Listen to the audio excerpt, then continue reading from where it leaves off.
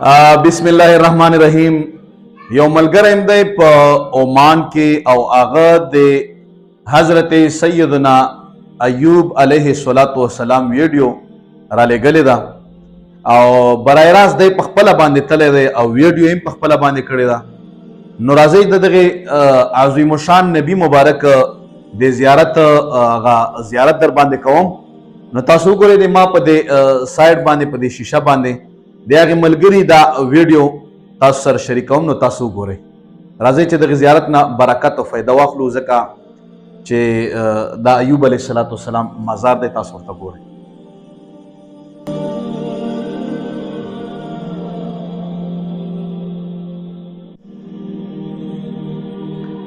دا حضرت ایوب علیه السلام هغه عظیم نبی چې د باندې تقریبا چې 18 کاله د بیماری وه او دومره سخته بیماری چې الله تبارک وتعالی د بیماری سره سره د ده نه مخکې ټول مال حل واخیستو او د هغې نه بعد بیا الله تبارک وتعالی د ده چې کوم بچي وو هغه بچي مکمل طور باندې 9 زامن او 9 لورانې هغه الله تبارک وتعالی ترې واخیستې. کیسه داسې وه چې شیطان الله تبارک وتعالی ته وویل چې یا الله دا ایوب علیه السلام له خو تا د تا ذکر ډیر کوي او تا ذکر ډیر یادوي چې دله تا مال حالم ورکړی دی، اولاد دم ورکړی دی او ښکلی صورت او صحت هم ورکړی دی. نو الله تبارک وتعالی ورته وویل چې شیطان لعینه ته ما د ده په مال حال باندې مسلط کړي چې څه ورسره کوي، خو که ده سره ګوره مال نه یم دی به د ما ذکر او بندګي کوي. نو خبره داسې وشوه چې د ده کوم څاروي وو یا د ده کوم فصل وو هغې له شیطان راغی او هغې له یې اور ورکړو. نو په اور ورکولو سره د ده تمام فصل هم تباه شو او د ده تمام چې څومره څاروي دي هغه هم وسوځېدل او ختم شول. بیا ورته وایي چې داسې کار وکړه چې الله پاک ورته وایي چې وګوره که نه ایوب علیه السلام خو د ما اوس هم ذکر کوي، د ما اوس هم بندګي کوي. نو الله تبارک وتعالی ورته وویل چې ته ما د ده په اولاد مسلط کړي، اولاد ترې نه واخلم. ځکه چې شیطان ورته وایي چې اولاد د ډېر ورکړی، 9 زامن 9 لورانې دي ورکړي دي. نو زامن او لورانو طریقه دا وه چې دوی به ټول یو ځای سره روټۍ خوړه. نو شیطان راغی او په دوی باندې هغه برنډه چې کومه وه هغه یې پرې مکمل راوغورځوله. اسلامي کتابونو دا لیکلي دي په حوالې سره او په تاریخ سره چې دا برنډه کله پرې وغورځېده نو تمام بچي د ده چې دا شهیدان شول. ایوب علیه السلام په عبادت باندې ولاړ دی، ولراغی شیطان چې دا سلام دی واړوه، بندګي دی ختمه کا او منډه د بچو جنازې دی پورته کا. نو په خپله طریقه سلام واړلو او ویل چې پروردګاره تا مال راکړي و تا رانه واخیستل او د تا په دې مصیبت د ما صبر دی.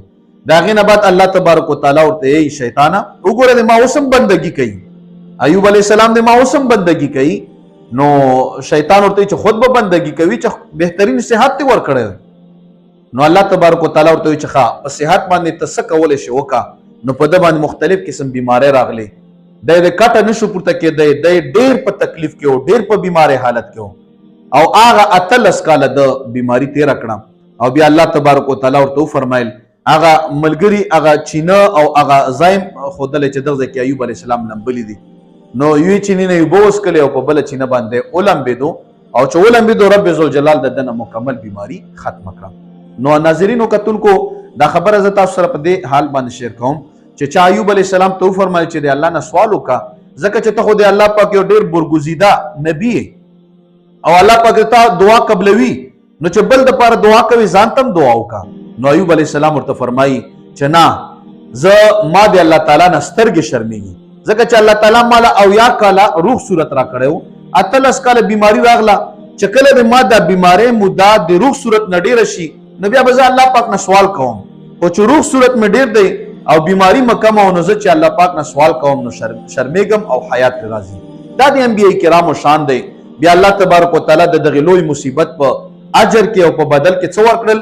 نو وګورو کتابو دا لیکلي دي چې رب ذوالجلال درله 14 زامن او 14 لورانې ورکړې، 28 بچي شول او الله تبارک وتعالی مالی حالت د داسې برابر کړو چې الله پاک په ده باندې د سرو زرو د ملخانو باران ورولو.